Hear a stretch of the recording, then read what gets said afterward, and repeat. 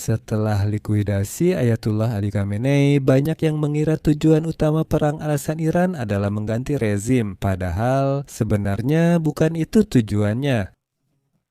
Banyak orang kini bertanya, apakah Donald Trump ingin mengganti rezim di Iran dan jika iya, bagaimana ia melakukannya tanpa operasi militer darat? Para ahli dan sejarawan menyatakan perang jarang benar-benar menyebabkan pergantian kekuasaan di rezim otoriter atau diktator. Sebagai contoh, ilmuwan Jana Jordan beberapa tahun lalu melakukan penelitian mendalam dengan menganalisis hampir 300 kasus likuidasi pemimpin organisasi radikal dan membuktikan bahwa menyingkirkan orang nomor satu sangat jarang menyebabkan runtuhnya struktur otoriter yang kuat. Dan Anda tahu, saya sering kembali ke penelitian-penelitian seperti itu karena penelitian tersebut mendorong saya untuk berpikir apa sebenarnya tujuan nyata yang sedang dikejar oleh Donald Trump dalam perang melawan Iran ini. Jika kita cermat mendengarkan pernyataannya, dia sebenarnya sudah lama menjawab pertanyaan ini. Jawabannya adalah Trump siap mempertahankan ulama tetap berkuasa di Iran, sehingga demokrasi mungkin tak pernah datang ke sana. Trump akan puas dengan hasil ini. Di episode ini, kita bahas apa sebenarnya tujuan Donald Trump dalam perang melawan Iran dan pelajaran sejarah apa yang seharusnya kita pertimbangkan saat menganalisis apa yang terjadi di Timur Tengah.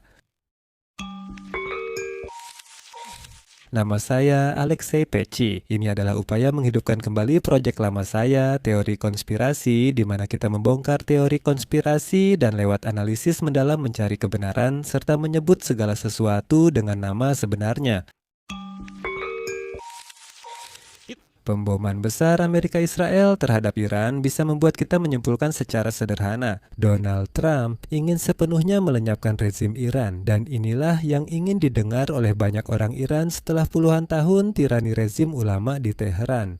Seringkali kita hanya mendengar apa yang ingin kita dengar, bukan yang sebenarnya dikatakan. Nah, misalnya hari ini Donald Trump dengan tegas menyatakan kesempatan untuk bernegosiasi dengan Iran telah hilang. Demikian kutipannya. Pertahanan udara mereka, angkatan udara, angkatan laut, dan Руководство страны уничтожены. Они хотят переговоров, а я сказал слишком поздно. setelah serangan keras ke Iran, ini terdengar terlambat, kami akan hancurkan rezim Iran. Namun, melihat tindakan dan pernyataan Donald Trump terhadap Iran, saya sadar dia mungkin memang siap melenyapkan, menghilangkan jajaran puncak rezim ini tanpa benar-benar menggulingkannya. Jika kita melihat lebih luas ke Venezuela, Kuba, dan bahkan tekanan Donald Trump terhadap Iran pada masa jabatan pertamanya, kita bisa melihat banyak bukti bahwa Trump berusaha menggunakan cara-cara baru untuk merombak pemerintahan yang tidak disukainya. Namun dia tidak berusaha untuk melenyapkannya. Disinilah letak perbedaan utamanya. Baiklah, mari kita coba menjawab pertanyaan apakah mungkin untuk benar-benar melenyapkan rezim otoriter atau diktator melalui tekanan eksternal atau kampanye militer udara, atau jika Anda mau dengan melenyapkan kepala pemimpin rezim tersebut.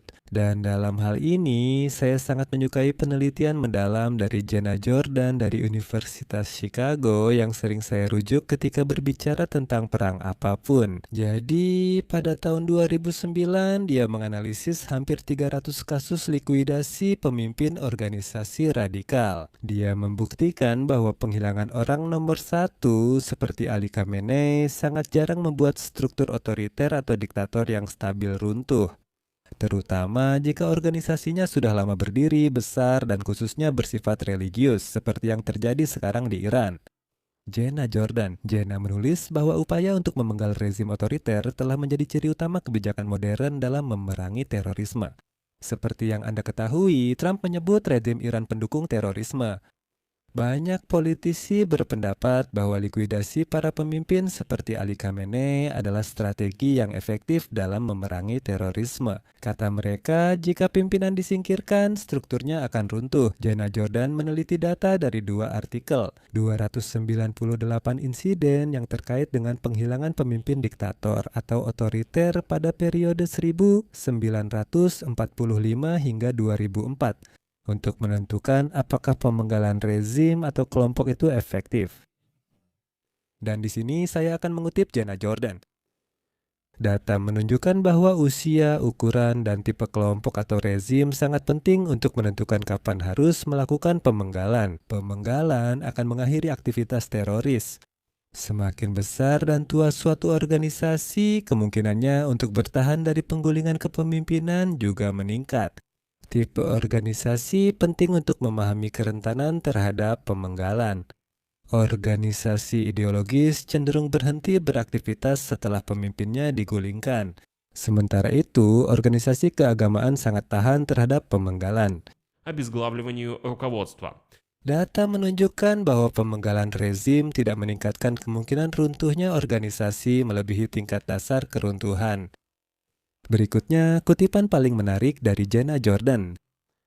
Organisasi yang para pemimpinnya tidak dieliminasi justru lebih mungkin untuk runtuh dibandingkan dengan organisasi yang telah mengalami kehilangan pemimpinnya. Manfaat marginal dari pemenggalan rezim adalah negatif bagi banyak kelompok, terutama bagi organisasi yang lebih besar, lebih tua, religius, dan separatis. Jika kita merangkum penelitian Jenna Jordan, kesimpulannya kira-kira seperti ini. Semakin tinggi institusionalisasi, semakin kecil dampak hilangnya pemimpin.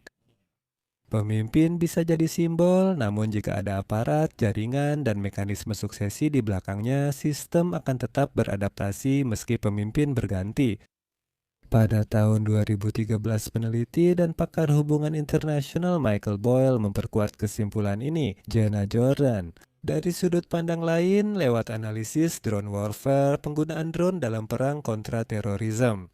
Jadi, dia meyakinkan bahwa ya tentu saja serangan presisi dengan drone dan rudal memang memberikan efek taktis jangka pendek. Misalnya, serangan terhadap suatu target, di mana Ali Khamenei dan para pejabat tingginya berada. Namun, seperti yang diyakinkan oleh Michael Boyle, dalam jangka panjang, serangan-serangan itu seringkali menyebabkan mobilisasi, radikalisasi, dan efek martir di antara para teroris itu sendiri. Organisasi itu direstrukturisasi menjadi lebih terdesentralisasi dan likuidasi terarah seperti dalam kasus Khamenei menurunkan biaya politik penggunaan kekuatan serta menormalkannya.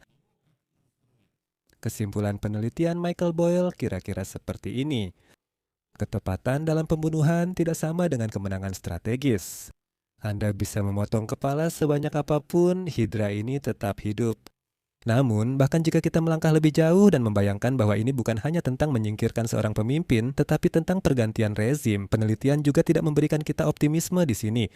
Alexander Downs dan Jonathan Monten mempelajari lebih dari 100 kasus pergantian rezim yang dipaksakan dari luar pada abad ke-19.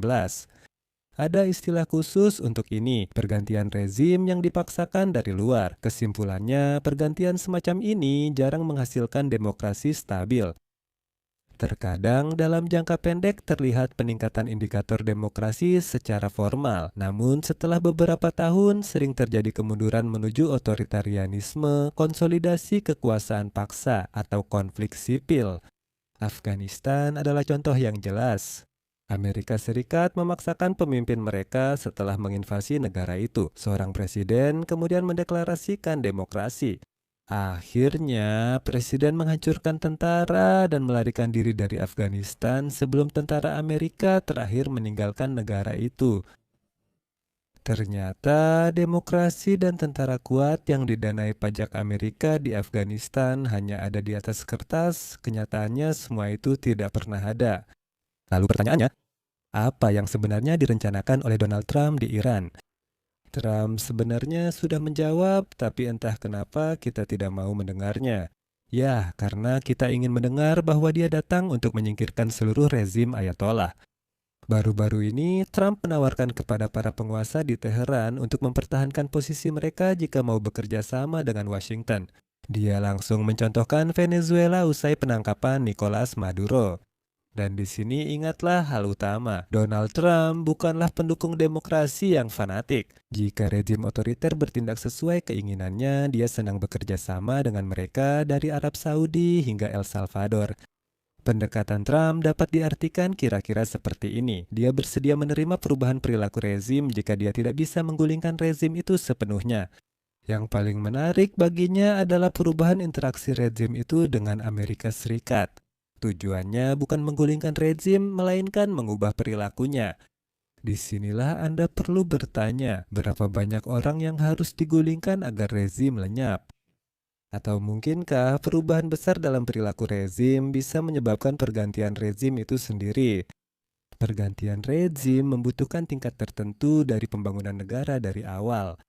Apakah tim Donald Trump siap menghadapi semua itu?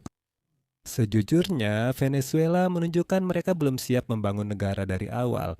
Karena itu, tindakan Trump di Iran saya sebut transformasi rezim. Pendekatan ini membuat struktur rezim tetap sama, namun perilakunya diubah agar sesuai kepentingan Amerika Serikat. Saya tekankan bukan pada nilainya, tapi pada kepentingannya. Nilai-nilai mungkin tidak sama, tetapi kepentingan harus sama. Trump pada dasarnya menyatakan transformasi rezim bisa diterima tanpa harus menggulingkan rezim itu.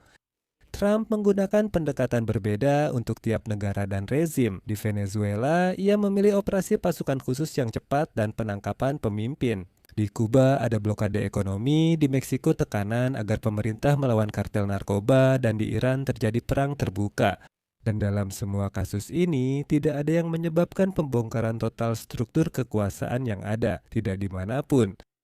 Pada hari Senin, Menteri Pertahanan Amerika Serikat PT Hexet menyatakan operasi Amerika Israel di Iran bukan perang untuk pergantian rezim, namun rezimnya pasti akan berubah. Itu kutipan dari PT Hexet yang kita bahas di episode ini.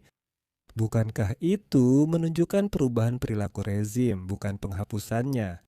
Sekali lagi, saat Trump membombardir Iran, dia tetap siap bernegosiasi dengan sisa-sisa pimpinan Islamis Iran. Hal ini menunjukkan keinginannya untuk mempertahankan struktur utama rezim yang ada. Karena jika berniat menggulingkan rezim, kamu tak bisa terbuka pada negosiasi apapun. Trump secara terbuka menyerukan Korps Pengawal Revolusi Islam beralih ke pihak rakyat. Bukan bubar atau hilang, tapi bersatu dengan patriot negara. Artinya, Trump tidak menentang keberadaan Korps Pengawal Revolusi Islam itu sendiri. Tapi dia mendukung agar korps itu mengubah perilakunya.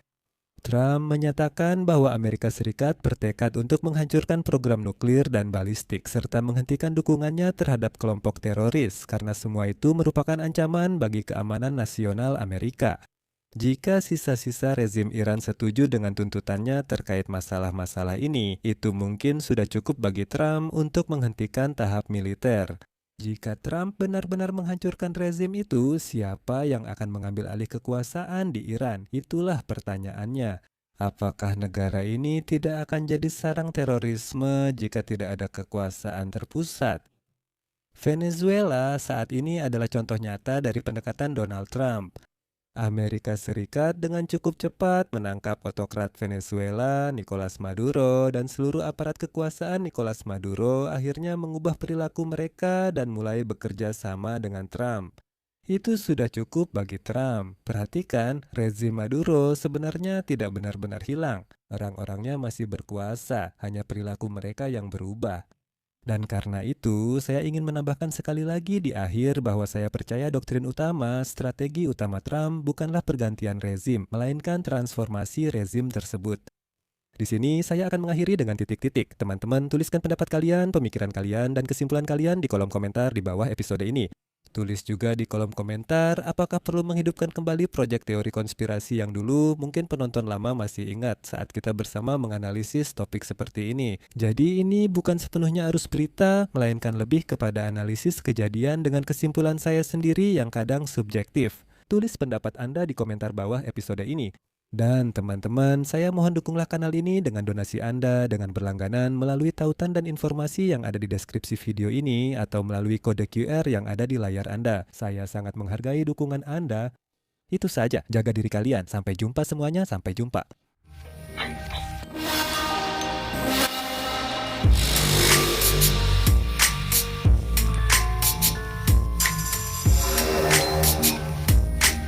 Igor Negoda.